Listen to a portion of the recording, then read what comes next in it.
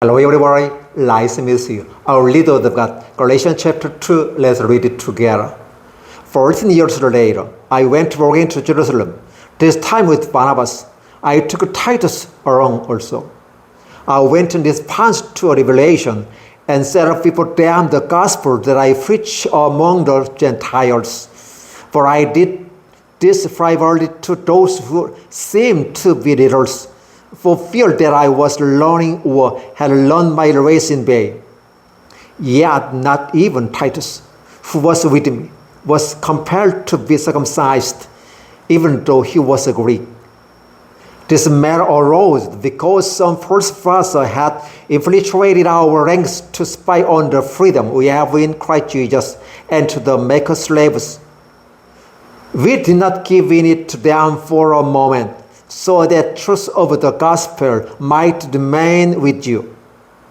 As for those who seemed to be imprudent, whatever they were makes no difference to me. God doesn't judge by eternal appearance. Those men added nothing to my message. On the contrary, they saw that I have been entrusted with the ark of preaching the gospel to the Gentiles, just as Pharaoh had been to the Jews. For God, who was at work in the ministry of Pharaoh as an apostle to the Jews, was also at work in my ministry as an apostle to the Gentiles. James, Pharaoh, and John, those reputed to be fellows, gave me Barnabas, the right hand of fellowship, when they recognized the grace given to me. They agreed that we should go to the Gentiles and they to the Jews. All they asked was that we should continue to remember the fruit, the very things I was eager to do. When the Pharaoh came to Antioch, I opposed him to this face because he was clearly in the wrong. Before the certain man came from James, he used to eat with the Gentiles. But when they arrived, they began to draw back and separate himself from the Gentiles because he was afraid of those who belonged to the circumcision group. The other Jews joined him in his hypocrisy, so that by the hypocrisy even Barnabas was led astray.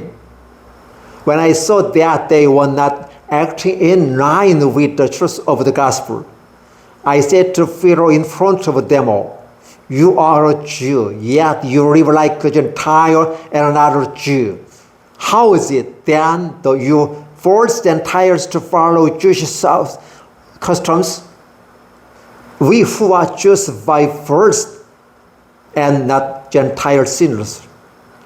Know that a man is not crucified by observing the law, but by faith in Jesus Christ.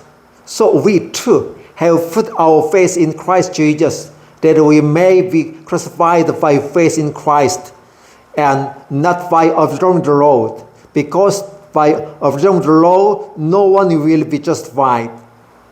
If while we see the truth justified in Christ, it becomes evidence that we ourselves are sinners, does that mean that Christ promotes sin? Absolutely not. If I rebuild what I destroyed, I prove that I am a lawbreaker. For through the law died to the law so that I might live for God. I have been crucified with Christ. I no longer live, but Christ lives in me. The life I live in the body, I live by faith in the Son of God, who loved me and gave himself for me.